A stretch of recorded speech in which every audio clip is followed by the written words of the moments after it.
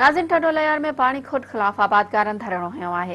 उन हवाले सां वधीक अपडेट करे रहियो आहे मराठी जो रिपोर्टर नसीर शाह। जी नसीर, छा अपडेट्स आहिनि?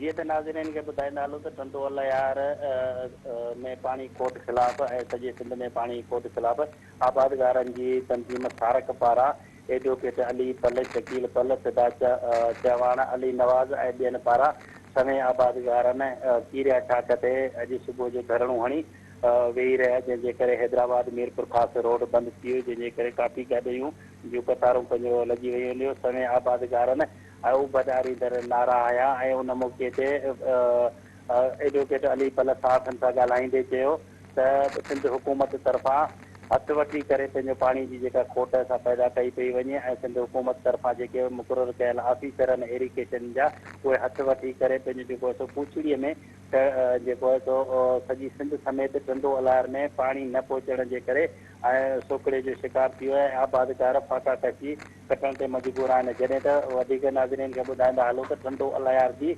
बुकेराणी सब डिवीज़न में 15 ॾींहंनि खां आबादगार जेके आहिनि से सरापा एहतिजाज आहिनि, जिन पंहिंजो मातम करे ऐं एहतिजाज करे रहिया आहिनि। जॾहिं त पूछड़ीअ में पाणी न पहुतो आहे ऐं जॾहिं त नाज़रीन खे वधीक ॿियो ॿुधायूं त टडोलयार जी महल शाख, नवड़ी शाख, नांगना शाख, गरीब शाख समेत केतिरियूं ई शाखूं आहिनि जेके पंहिंजे जिन में पूछड़ीअ में पाणी न हुअण जे करे आबादगारनि जा फसल त सुकी तबाह थी विया आहिनि, पर उन्हनि जो माल वंद माण्हुनि जा जेको आहे माल उन विघे मरी रहियो आहे। हिननि आबादगारनि वधीक चयो त असां सां इरिगेशन जा पंहिंजा आला ऑफिसर या ज़िम्मेवार माण्हू ॻाल्हियूं कनि ऐं पाणी जी खोट पूरी कनि। ॿी सूरत में असां एहतिजाज जो दाइरो वधाईंदासीं ऐं कराचीअ में धरणे हणण जो ऐलान कयो।